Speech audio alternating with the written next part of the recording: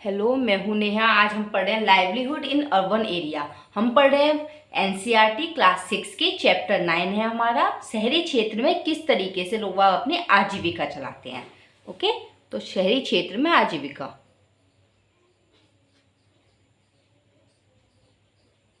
शहरी क्षेत्र में आजीविका।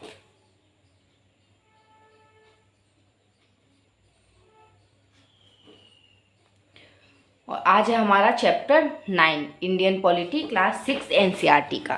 तो भारत में हम देखते हैं कि 5,000 से ज़्यादा टाउन है। गांव कितने थे हमारे पास? 6 लाख से ज़्यादा। ठीक है, इनको कस्बे भी बोलते हैं। यानी ना तो पूरे बिग सिटी ही है और ना ही छोटे छोटे गांव हैं, ये बीच का होता है कस्बे। और 27 कितनी? 27 क्या है? बिग सिटीज हैं। बिग सिटीज जिन्हें मेट्रोपोलिस बोलते हैं या फिर बोलते हैं मेट्रोस या फिर मेट्रोस। जैसे कि फॉर एग्जाम्पल मुंबई हो गया हमारा, दिल्ली हो गया, चेन्नई हो गया, कोलकाता, है ना। तो इस तरीके से, और ये बड़ी सिटी है, इसका मतलब है कि 1 मिलियन पॉपुलेशन से ऊपर ही इनमें रहती है। 1 मिलियन पॉपुलेशन, 1 मिलियन कितना होता है? 10 लाख। 10 लाख, जैसा कि हमने देखा था महानगर बोलते हैं ना। तो इतनी या फिर इससे ज़्यादा जो जनसंख्या है यहाँ पर निवास करती है, रहती है, इसी को हम लोग क्या बोलते हैं? मेट्रोपोलिस या फिर मेट्रो सिटीज, यानी बिग सिटीज। 27 है हमारे यहाँ पर, और भारत में 5,000 से ज़्यादा क्या है? टाउन है। ठीक है, अब हम देख रहे हैं कि इनके आजीविका के क्या साधन है। तो ऑक्यूपेशन हमें देखने हैं आज इनके। ऑक्यूपेशंस ऑक्यूपेशंस इससे पहले हम सेक्टर्स की बात कर लेते हैं। सेक्टर देखिए, सेक्टर हमारे 3 होते हैं। आगे हम इनको भी बाइफरगेट करेंगे, लेकिन अभी हम देखते हैं कि सेक्टर यानी क्षेत्र हमारे कितने हैं। 3 हैं हमारे पास, प्राइमरी सेक्टर, सेकेंडरी सेक्टर और टर्सरी सेक्टर या territory sector. Primary sector,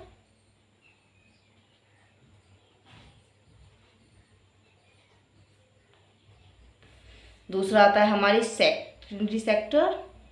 secondary, इसी को हम मैन्युफैक्चरिंग भी बोल देते हैं, मैन्युफैक्चरिंग सेक्टर।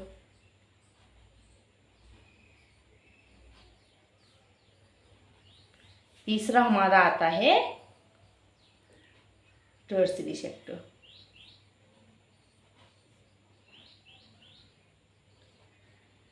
ये क्या काम करते हैं? तो जो हमारा प्राइमरी सेक्टर होता है उसमें हम लोग एग्रीकल्चर से इंगेज होते हैं, एग्रीकल्चर में। तो एग्रीकल्चर, या फिर हमारा जैसे कि भूमि से रिलेटेड, लैंड रिलेटेड सेक्टर में जो आता है वो प्राइमरी सेक्टर है। सेकेंडरी सेक्टर में हम क्या देखते हैं? सेकेंडरी सेक्टर में हम जो फैक्ट्रीज में काम बनाते हैं, जैसे मैन्युफैक्चरिंग सेक्टर बोलते हैं इसे। जैसे हमने यहाँ पर आटा, गेहूं उगाए, है ना, तो गेहूं किस में आएगा? हमारा एग्रीकल्चर सेक्टर में आएगा। लेकिन हम लोगों ने उसका क्या बना दिया? आटा बना दिया, तो वो किस में आएगा? हमारा सेकेंडरी सेक्टर में आएगा। इसी को हम बोलते हैं मैन्युफैक्चरिंग, जैसे हमने लिख दिया सेकेंडरी मैन्युफैक्चरिंग सेक्टर, या फिर प्रोसेसिंग और raw material, processing of raw material. Process का मतलब क्या होता है? जैसे आटे से बिस्किट बना देना, है ना, वो भी फैक्ट्रीज में बनते हैं, तो इसको उनको प्रोसेसिंग कहते हैं, रॉ मटेरियल।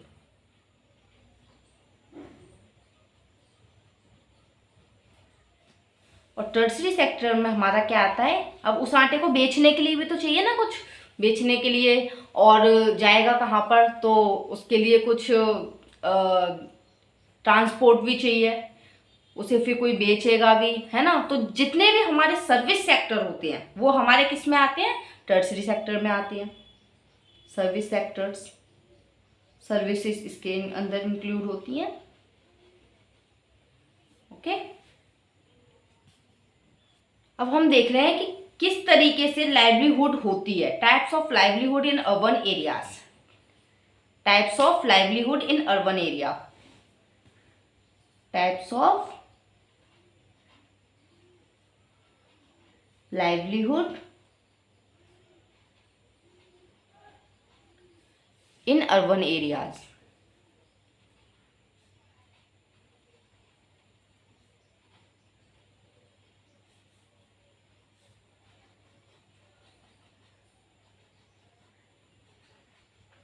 इसके अंदर हम लोग देखेंगे कि कितने तरीके के वर्क होते हैं। जैसे कि फैक्ट्री वर्कर्स होते हैं कुछ, जो कि फैक्ट्री में काम करते हैं।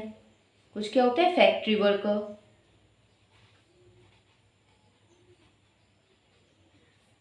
उनका काम क्या होता है, मतलब उनके लिए बहुत ही ज़्यादा हार्ड डे का काम होता है, यानी वो पूरे दिन फैक्ट्रीज में काम करते हैं और उनकी जो सैलरी है वो बहुत ही कम होती है। ठीक है, उसके बाद में हम लोग देखेंगे कुछ शॉपकीपर्स होते हैं। शॉपकीपर देखेंगे हम, शॉपकीपर्स या फिर बिजनेसमैन। शॉपकीपर एंड बिजनेसमैन, ठीक है। ये क्या करते हैं, सेल करते हैं किसी चीज को या फिर किसी चीज को खरीदते हैं। और हम देखेंगे प्रोफेशनल,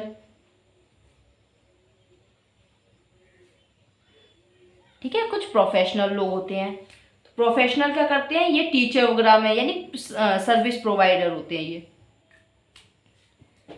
तो फैक्ट्री वर्कर जो होते हैं, हम देखते हैं कि इनका जो काम करने का वर्क है, वर्क डे,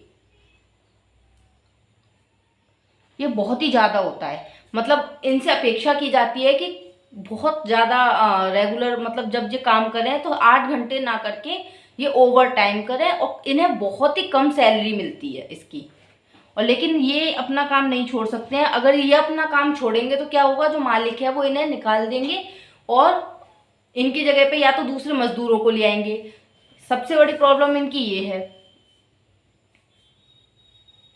वर्क डे इनका हार्ड होता है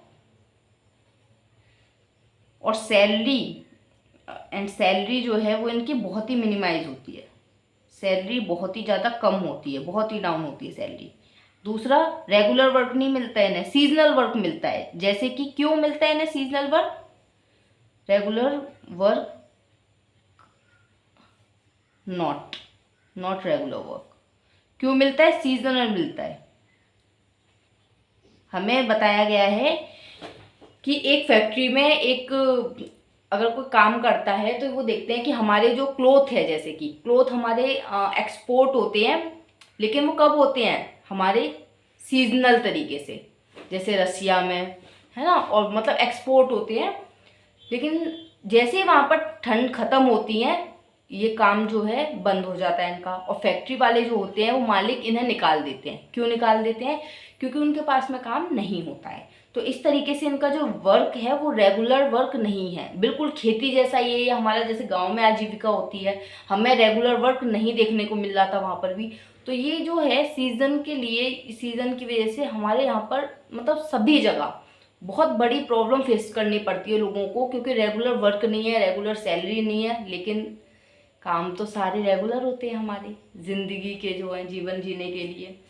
तो फिर इन लोगों को अपनी सैलरी के लिए इन्हें दूसरे पर या तो फिर डिपेंड होना पड़ता है, और अगर आसपास में काम नहीं है तो फिर इन्हें माइग्रेट होना पड़ता है, और अगर इससे भी काम नहीं बनता तो फिर इन्हें उधार लेना पड़ता है।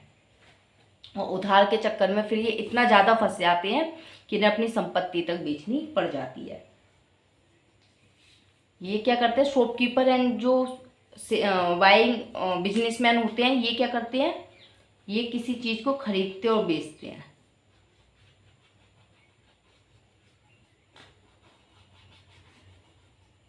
शॉपकीपर क्या करते हैं, किसी चीज़ को बाय करते हैं, बाइंग एंड सेलिंग।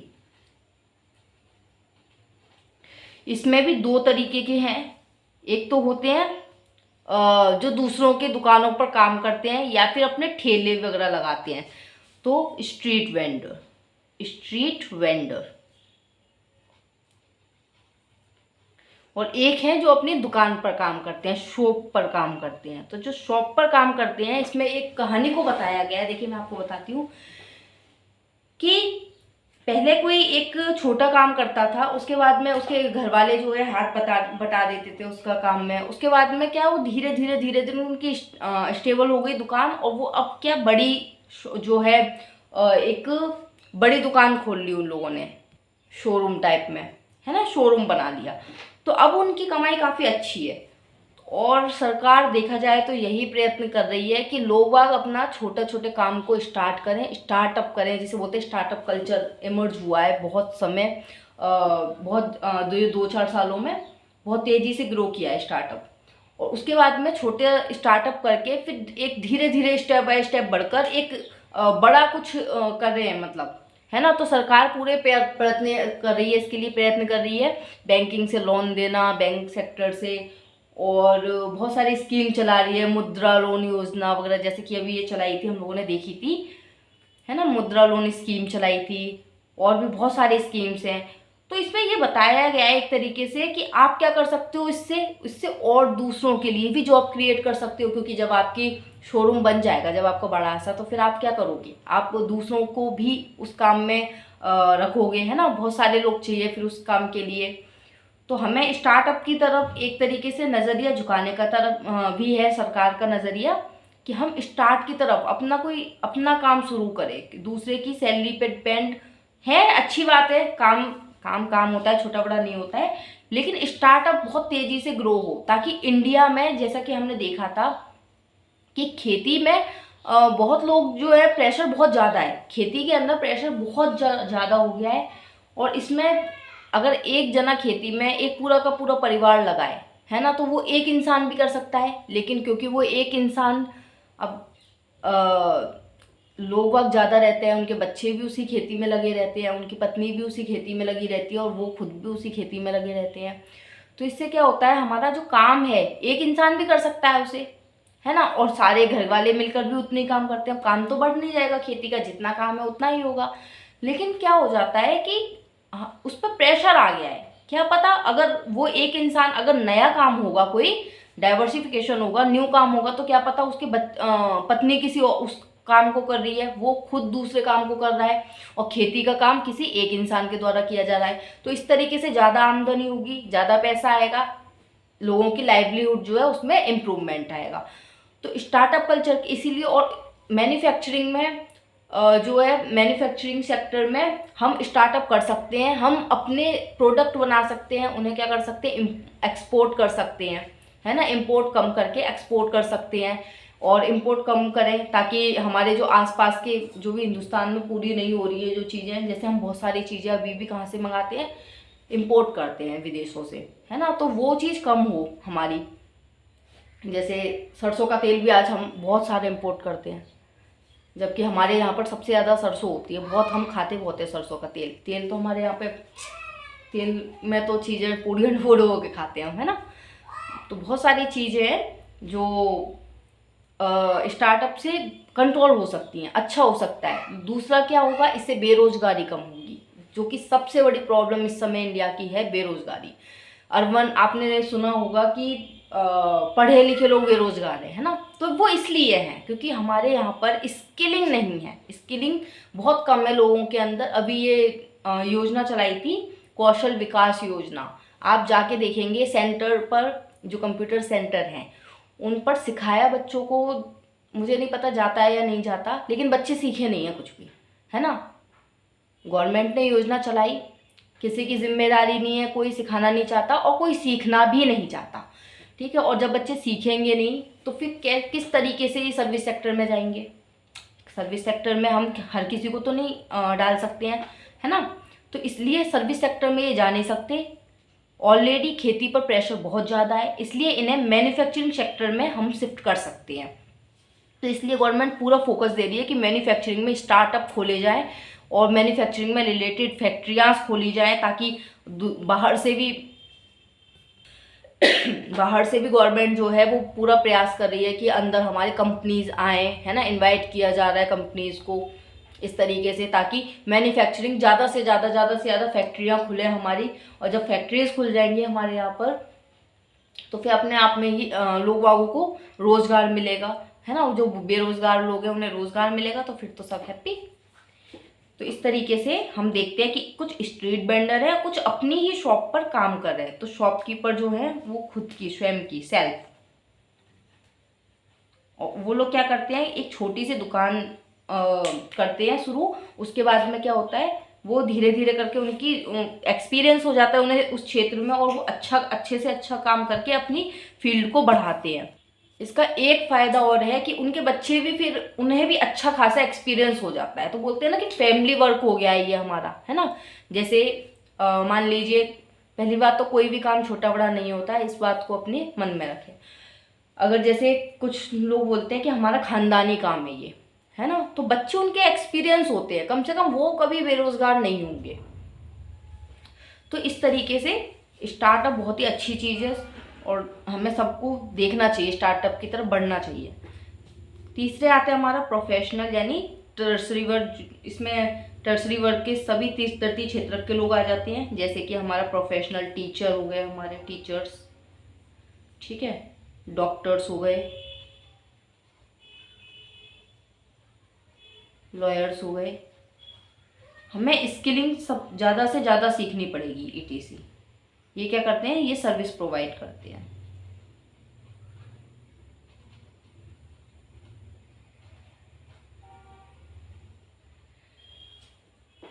जैसे एग्जाम्पल के लिए यदि हम देखें तो कि टीचर है एक, तो टीचर ने खुद पढ़ाई की, लेकिन उसका प्रॉफिट उसके बच्चे को नहीं मिलेगा। मतलब पैसों में तो मिलेगा, लेकिन ऐसा नहीं है कि उसका जितना टीचर ने पढ़ाई की उसके बच्चे को भी उतनी मेहनत करनी पड़ेगी। उसका जो एक्सपीरियंस है वो उस क्षेत्र में इतना नहीं रहेगा। क्या पता वो बच्चा ना उसकी रुचि ना हो इस चीज़ में। लेकिन जो स्किलिंग और प्रैक्टिकल वर्क होते हैं जो कि कॉमर्स से जुड़े होते हैं डायरेक्टली, जैसे कि किसी भी बच्चे को शुरू से कुछ पढ़ाई के साथ साथ कुछ ना कुछ स्किल जरूर देनी चाहिए, ताकि अगर उसकी, देखिए गवर्नमेंट जॉब जो है आज के टाइम पे पॉपुलेशन बहुत ज़्यादा है, हर कोई, हमें गवर्नमेंट डिपेंड नहीं रहना चाहिए हमें गवर्नमेंट जॉब पर, है ना। हमें एक अच्छी स्किल सीखनी चाहिए, क्योंकि स्किल का बहुत ज़्यादा एक जो हमारी कंपनीज़ हैं उनमें बहुत ज़्यादा वैकेंसी हैं, लेकिन क्या है हमारे भारतीय लोगों को स्किल ही नहीं है उनमें, वो सीख ही नहीं पाते बेचारे कुछ, है ना। और अगर गवर्नमेंट प्रोग्राम भी चलाती है जैसे कौशल विकास योजना, ये बच्चों के विकास के लिए था, ताकि हमारा देश भी विकास करे। कंप्यूटर सिखाए जा रहे थे, है ना।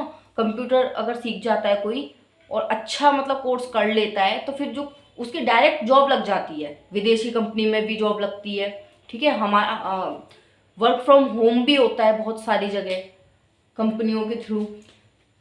तो कम से कम कोई बेरोजगार नहीं रहेगा। सबसे बड़ी प्रॉब्लम है कि बेरोजगारी, क्योंकि जो इंसान अपनी लाइवलीहुड चला रहा है और उसके पास में पैसे नहीं है, तो वो फिर उसके सारी फैमिली, आगे वाली पीढ़ी भी खराब हो जाती है उसकी, क्योंकि पैसे नहीं है। आज के टाइम पर तो पढ़ाई भी पैसा ही मांग रही है। जितना अच्छा आप पढ़ाई करवाना चाहोगे अपने बच्चों को, पैसा है, ये चाहे सही बात है, मतलब ये बिल्कुल पैसे के बिना आज के टाइम पे कुछ नहीं है। और हमारे देश का विकास तभी हो पाएगा जब हर एक बच्चा एक स्किल सीखेगा इकोनॉमी की। अब हम समस्याएं देख लेते हैं यहाँ पे कि समस्याएं क्या हैं इनकी। तो एनसीईआरटी के पार्ट में हम लोगों ने इसमें यही देखा कि क्या क्या किस तरीके से लोग, कुछ लोग फूल बेच रहे हैं, कुछ माला बेच रहे हैं, कुछ स्ट्रीट वेंडर्स हैं, है ना। तो देखिए समस्याएं ये हैं कि माइग्रेशन ज़्यादा हो रहा है, माइग्रेशन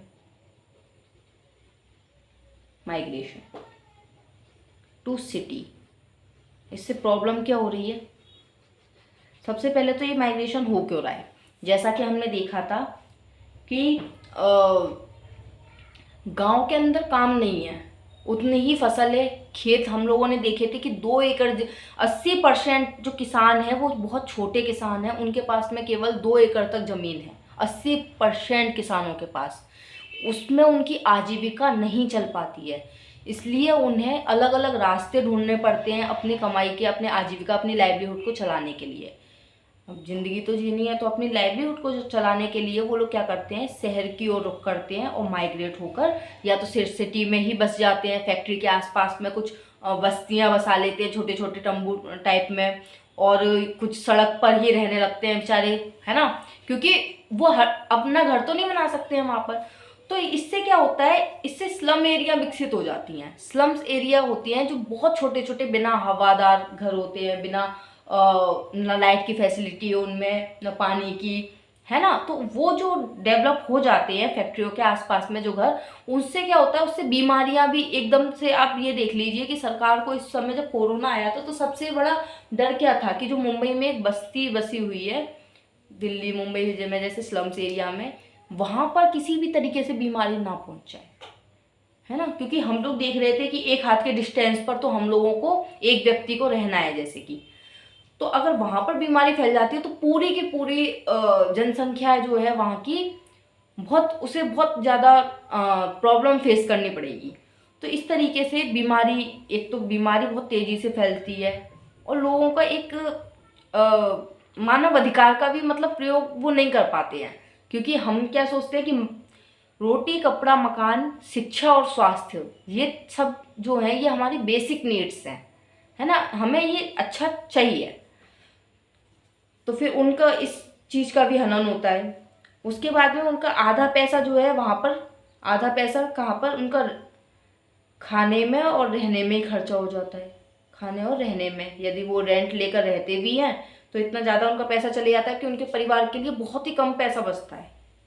और अगर बीमार होते हैं वो, तो उनके सेविंग्स भी चली जाती हैं, परिवार से दूर भी रहना पड़ता है, परिवार से दूर रहना पड़ता है ना। और परिवार को भी दूसरा काम का, ऐसा नहीं है कि परिवार मतलब अपना सही से रह पा रहा है, परिवार भी अपना दूसरा काम खोजता है इतना, क्योंकि वेजेज इतने नहीं है, दूसरा काम भी करना पड़ता है। तो इससे क्या होता है, यदि हम लोग माइग्रेशन को हटाने के लिए अगर हम गांव को ही डेवलप कर दे, तो ना डेवलप कर दें, तो आजीविका के साधन अगर गांव में ही है तो कोई शहर की तरफ नहीं जाएगा। तो पूरा प्रयास किए जा रहे हैं धीरे धीरे करके। अब स्मार्ट सिटीज़ हम लोगों ने बना दी हैं, स्मार्ट विलेज की तरफ भी हम देख रहे हैं धीरे धीरे करके, गांव को डेवलप किया जाए। गांव कैसे डेवलप होंगे, देखिए सबसे बड़ी बात होती है कि जो भी फैक्ट्रियां लगती हैं वो वहीं लगती हैं। यहाँ पर पहली बात तो थोड़ा, हाँ, वो चीज़ तो देखते हैं हम लोग कि पर्यावरण सही हो वहाँ का, फैक्ट्री लगाने के लिए एकदम जलवायु ठीक ठाक हो, और वहाँ का एरिया सही हो, और वहाँ पर रॉ मटेरियल की उपलब्धि आसानी से हो, लेकिन एक चीप लेबर भी हम लोग देखते हैं। तो यदि हम लोग अच्छे से स्किल सीख जाएं, हम गांव के लोग भी, जैसे गांव के बच्चों को इसके जैसे कौशल विकास योजना जो चली थी, अगर बच्चा बच्चा कंप्यूटर सीख जाता तो वो एक अच्छा माहौल क्रिएट कर सकता था रोजगार में। लेकिन बच्चों को मैंने देखा है कि बच्चों को नहीं सिखाया गया था सही से। ये मेरी पर्सनल बात है, मैंने तो इस योजना में हिस्सा नहीं लिया था। खैर, भ्रष्टाचार इतना ज़्यादा है कि कोई सीखना नहीं चाहता, कोई सिखाना नहीं चाहता, अवेयरनेस कम है। लेकिन सरकार क्यों कर रही है इन कामों को, ये हमें समझना बहुत ज़रूरी है। अस्थायी दुकानें, है ना, सड़कों पर काम करते हैं कुछ लोग अस्थायी दुकानों पर रहते हैं। तो इससे क्या होता है, इससे क्या होता है, आने जाने वाले लोगों को प्रॉब्लम होती थी। हालांकि हालांकि अब उन्हें आजीविका के रूप में देखा जा रहा है कि वो लोग जो है उन्हें अधिकार है, आजीविका का अधिकार के रूप में अब मान्यता दी जा रही है इस चीज को, ठीक है। तो अब इन्हें आजीविका के अधिकार के रूप में देखा जा रहा है।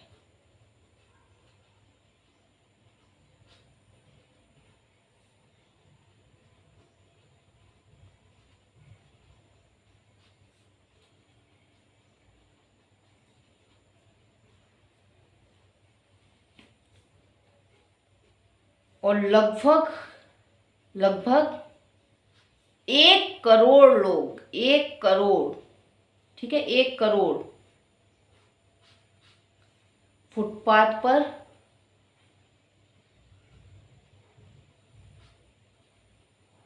या ठेलों पर, ठीक है, आजीविका मतलब काम करते हैं 1 करोड़ लोग।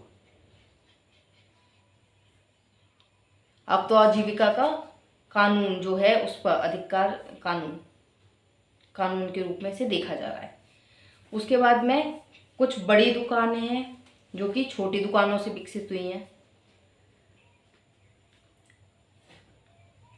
रेगुलर वर्क नहीं है हमारे पास में, रेगुलर वर्क नहीं है, समस्याओं में रेगुलर वर्क नहीं है, और रेगुलर वर्क नहीं है तो रेगुलर सैलरी भी नहीं है, ठीक है, रेगुलर सैलरी नहीं है। उसके बाद में हम देखते हैं कि जो हमें सुविधाएं मिलती हैं वो भी नहीं है, ठीक है, सीजनल वर्क है, क्योंकि रेगुलर वर्क क्यों नहीं है, सीजनल वर्क है। सिक्योरिटी नहीं है कोई भी, सिक्योरिटी जैसे कि बुढ़ापे की पेंशन वगैरह मिलती है ना हम लोगों को, मतलब गवर्नमेंट जॉब में मिलती है या फिर बड़ी बड़ी कंपनियों में मिलती है, ठीक है, क्या क्या मिलता है, फंड मिलता है, इंश्योरेंस मिलता है, अगर कोई बीमार हो जाता है तो उसे सब सुविधा मिलती है, हॉस्पिटल की उसके और उसके परिवार को भी, ठीक है, हॉस्पिटल जैसी सुविधा मिलती है ताकि उनकी सेविंग कम से कम ना जाए, ठीक है। आधार बीमा, शायद आधार बीमा उस योजना का नाम था जिसने सरकार ने 5 लाख रुपए तक की धनराशि, मतलब अगर कोई बीमार पड़ता है तो सरकार इसका खर्चा उठाएगी। दिहाड़ी मजदूर होते हैं और सिक्योरिटी इन्हें नहीं होती है। कुछ परमानेंट वर्क भी होते हैं जिनमें सिक्योरिटी दी जाती है, ठीक है, और सिक्योरिटी जैसे छुट्टियां, हॉलीडे हुए, हॉलीडे।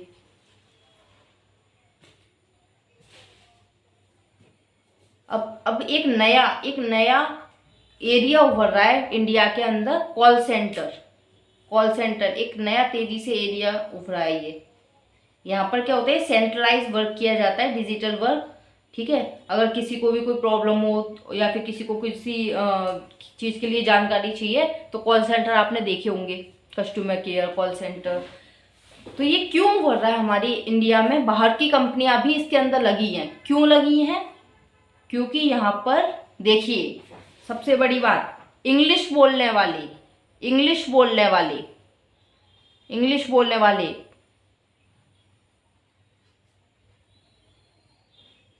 ठीक है, सस्ते मजदूर मिल जाते हैं, और सस्ते इंग्लिश बोलने वाले सस्ते मजदूर मिल जाते हैं,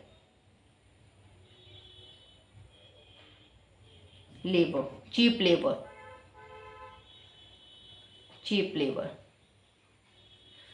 इसलिए कॉल सेंटर जो है हमारे भारत में बहुत तेजी से ग्रो किया है, ठीक है, जिसमें विदेशी कंपनियां भी हैं। तो अगर हम स्किल सीख जाते हैं, इंग्लिश बोलना सीख जाए, कंप्यूटर के वैसे कंप्यूटर जो है हम सर्विस बहुत ज़्यादा देते हैं इंडिया से बाहर, ठीक है, लेकिन हमें और भी ज़्यादा ज़रूरत है कि यदि हमारा जो इंसान नहीं सीखा हुआ है तो उसको स्किलिंग सिखाई जाए। जो हमारे यंग चाइल्ड, जो पढ़े लिखे बेरोजगार बच्चे हैं आज के टाइम पर, क्योंकि पढ़ा लिखा होना अपने आप में काफ़ी नहीं है। पढ़ा लिखा होना, पहले बोलते थे ना कि पढ़ा लिखा इंसान है तभी कुछ कर पाएगा, गवर्नमेंट जॉब में अगर लग जाएगा। भाई पढ़े लिखे लोगों को भी, हमारी पॉपुलेशन इतनी ज़्यादा हो गई है कि जॉब्स जो हैं वो भी उनकी पूर्ति अब नहीं कर पा रही हैं। तो हम लोगों को डिपेंड नहीं रहना है, हमें स्किल सीख के, देखिए जितनी ज़्यादा हमें अगर बाहर से फैसिलिटी मिल रही है उतनी ज़्यादा हमारा रेमिटेंस भी बढ़ेगा। रेमिटेंस का मतलब होता है जो हमें बाहर से पैसा आता है ना, और हम अपने परिवार के लिए भेजते हैं, तो उससे भी हमारी सरकार की आय होती है, ठीक है, हमारा रेमिटेंस भी बढ़ेगा और बेरोजगारी ख़त्म होगी। और क्या पता हम बहुत अच्छा, हमारी इंडिया के लिए बहुत अच्छा कर सकते हैं। तो स्किल सीखनी बहुत ज़्यादा ज़रूरी है। स्किल सीखने पे भी हमें, पढ़ाई के साथ साथ हमें एक न एक स्किल ज़रूर सीखनी चाहिए, बोलते एक ना एक हुनर होना चाहिए पढ़ाई के साथ साथ। तो हम लोगों ने देखा कि किस तरीके से हमारी आजीविकाएं हैं, और हम लोगों ने देखा प्राइमरी सेक्टर क्या होता है, सेकेंडरी सेक्टर क्या होता है, टर्शरी सेक्टर। प्राइमरी सेक्टर में हम एग्रीकल्चर या लैंड रिलेटेड कार्य जोड़ते हैं। उसके बाद में सेकेंडरी सेक्टर जो है उसमें हम प्रोसेसिंग या फिर रॉ मटेरियल, इसे मैन्युफैक्चरिंग सेक्टर भी कहते हैं। टर्शरी सेक्टर में हम सर्विस प्रोवाइड करते हैं, जैसे कि ट्रांसपोर्टेशन हो गया, ठीक है, टीचर हो गया, लॉयर वगैरह, ये सब जो सर्विस देते हैं, ठीक है। इनका जो है ये मेन मतलब हाथ से काम नहीं करते, इनका दिखता नहीं है, पर ये सर्विस प्रोवाइड करते हैं। टाइप ऑफ लाइवलीहुड में हम लोगों ने देखा फैक्ट्री वर्कर्स हैं, शॉपकीपर्स हैं और प्रोफेशनल है। तो जो फैक्ट्री वर्कर्स हैं वो उनका काम, उनसे ज़्यादा, एक तो ज़्यादा काम लेने की उम्मीद की जाती है, जैसे कि जो पावर लूम होते हैं, जो बिजली से चलने वाली फैक्ट्रियाँ होती हैं, उनमें वो लोग सोचते हैं कि बस ये काम ही ज़्यादा ज़्यादा करते रहें, है ना। और इन्हें कोई भी सिक्योरिटी नहीं है ज़्यादा से ज़्यादा लोगों को। बाय और सेलिंग का शॉपकीपर में देखा हमने कि स्ट्रीट वेंडर है कुछ तो, और कुछ क्या करते हैं, शॉप खोलकर बैठे हुए हैं अपनी। और स्टार्टअप जो है, स्टार्टअप का हम लोगों ने देखा, स्टार्टअप कल्चर इसमें देखा हम लोगों ने। स्टार्टअप का मतलब हम समझ चुके हैं कि अपना काम शुरू करना, कोई भी छोटा सा बिजनेस हो गया, कोई दुकान खोल ली या फिर अपना धीरे धीरे करके फिर उसे बढ़ाया, तो स्टार्टअप कल्चर। अब चाइना देख लीजिए, हर घर में फैक्ट्री खुली हुई है, और पूरा का पूरा बोलते हैं कि अगर चाइना के यहाँ से, मतलब ऐसा बोलते हैं कि जैसे वाटर सप्लाई होता है ना, पूरी दुनिया को जो सप्लाई दे रहा है चाइना हो रहा है। अगर अपनी जो नल है उसका टैप पर थोड़ा सा उसने टाइट कर दिया ढक्कन, तो सारी दुनिया का काम रुक जाएगा, क्योंकि मिल्क तक। अब आप देखिए कि चाइना जो है जितने भी रॉ मटेरियल हैं, किसमें, हमारी दवाई में भी यूज़ होने वाला रॉ मटेरियल जो है, हमारी दवाइयाँ भी डिपेंड किस पर है, चाइना पर है। बहुत सारा रॉ मटेरियल वहाँ से आता है, ठीक है। दूध दूध चाइना सप्लाई करता है, बहुत सारी चीज़ें हैं जो चाइना सप्लाई करता है। तो इस तरीके से अगर फैक्ट्री खुल जाए, मैन्युफैक्चरिंग हमारे देश में ज़्यादा होने लगे, तो डेफिनेटली इसका बहुत अच्छा फर्क पड़ेगा हमारी इकोनॉमी पर। बेरोजगार कम हो जाएंगे, है ना, सरकार को इतनी प्रॉब्लम नहीं होगी, जैसे राशन वगैरह देना पड़ता है। अरे हम डिपेंड नहीं रहेंगे किसी पर, हम सेल्फ डिपेंडेंट बन जाएंगे। तो स्किलिंग सीखनी बहुत ज़रूरी है इसके लिए। उसके बाद में अपना कोई स्टार्टअप करें इस तरीके से। फिर माइग्रेशन टू सिटी, क्या क्या समस्याएं होती हैं, क्योंकि गांव वगैरह में क्या नहीं है, काम नहीं है, तो माइग्रेट करते हैं, जिससे क्या होता है उनके पास में पैसा नहीं बचता है, घर से दूर भी रहना पड़ता है। इससे क्या होता है, इससे प्रेशर भी, मेंटल प्रेशर भी बहुत ज़्यादा हैंडल करता है इंसान, ठीक है। फिजिकल प्रेशर तो करते ही है, मेंटल प्रेशर भी बहुत, क्योंकि घर से दूर रहना, अगर कोई भी समस्या होती है कम से कम हम अपने परिवार के साथ में उसे शेयर कर लेते हैं, है ना। लेकिन यहाँ पर क्या हो रहा है, यहाँ पर उनका परिवार उनके पास में नहीं है, तो बहुत ज़्यादा मेंटल प्रॉब्लम भी हो जाती है। और अगर हम इसकी समस्या का हल क्या है, अगर हम गाँव को भी डेवलप कर दें, गाँव को भी अगर हम डेवलप करने लग जाएं, डेवलप कर दें गांव को, शहर की तरह फैक्ट्रियाँ लगा दें, कुछ फैक्ट्री लगा दें, स्मार्ट विलेजेस बना दें, है ना, ताकि लोगों को, देखिए माइग्रेशन का मतलब ये नहीं होता है कि रहने के लिए, लोग पढ़ने के लिए भी जा रहे हैं, शहर जाते हैं इतनी दूर दूर से, है ना। अगर हमारे गांव ही विकसित हो जाएंगे तो स्टूडेंट पढ़ने के लिए शायद अपने ही आसपास में उसे अच्छा पढ़ाई के लिए माहौल मिल जाए। खैर अब ऑनलाइन से बहुत काम आसान हुआ है, कोरोना की वजह से जो ऑनलाइन, अब बच्चों को अच्छी शिक्षा अपने घर पर भी मिल पा रही है।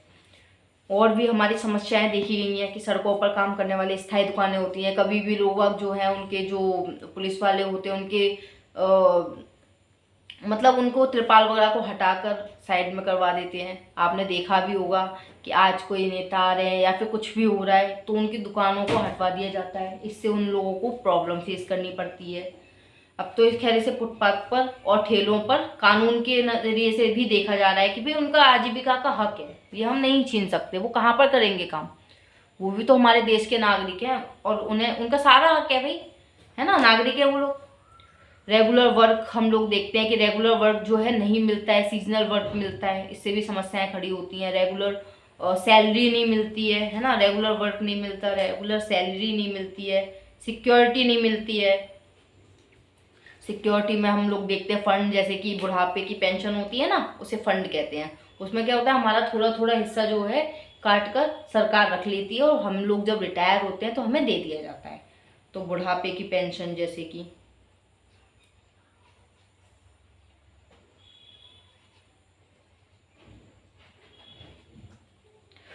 नॉट सिक्योरिटी, ठीक है, सिक्योरिटी भी नहीं है। इंश्योरेंस हो गया, हॉस्पिटल की सुविधा हो गई अगर कोई बीमार हो जाता है तो, या फिर छुट्टियां। अब भैया आप खुद देखिए जो खेतीहर मजदूर है, उसको देखिए, उसको क्या है, हॉलीडे मिलता है। या फिर फुटपाथ पे जो लोग काम करते हैं वो तो रोज़ कमाने और रोज़ खाने वाले लोग हैं, एक दिन काम नहीं करेंगे तो उनका घर नहीं चल पाएगा, क्योंकि वो इतना नहीं कमा पाते कि अपना बचा सके। ठीक है। और एक तेज़ी से हमारे जो इंडिया में एक कल्चर ग्रो हुआ है वो है कॉल सेंटर का। इसमें क्या होता है, क्यों हुआ है ये तेज़ी से, क्योंकि इंग्लिश बोलने वाले सस्ते मजदूर यहाँ पर अवेलेबल हो जाते हैं, जो विदेशी कंपनी है उन लोगों को। तो अब इंग्लिश बोलने वाले सस्ते मजदूर उन्हें मिल जाते हैं, इसलिए कॉल सेंटर जो है एमर्ज हुआ है। तो बस आज इस चैप्टर में इतना ही था। करने के लिए, देखने के लिए धन्यवाद। Bye bye, take care, have a nice day. अच्छा लगा वो सेक्शन तो सब्सक्राइब करें, लाइक करें, शेयर करें। जय माता दी, भारत माता की जय। जय हिंद। Bye bye.